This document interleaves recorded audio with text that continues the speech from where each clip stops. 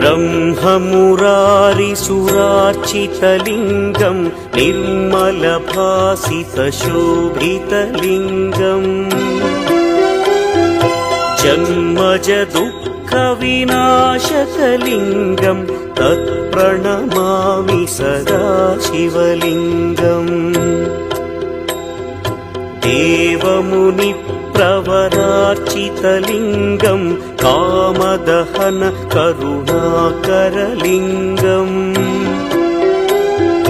रावणदर्पविनाशकलिङ्गं तत्प्रणमामि सदा शिवलिङ्गम्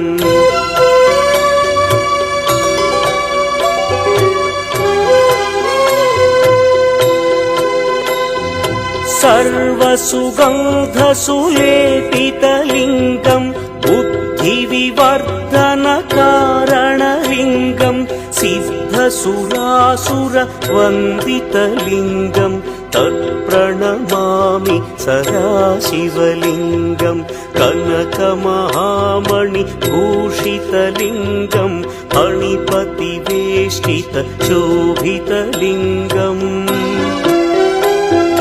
दक्षसुयज्ञविनाशनलिङ्गं तत्प्रणमामि सदा शिवलिङ्गम् कुङ्कुमचन्दनलेपितलिङ्गं पङ्कजहार सुशोभितलिङ्गम् सञ्चितपापविनाशनलिङ्गं तत्प्रणमामि सदा शिवलिङ्गम्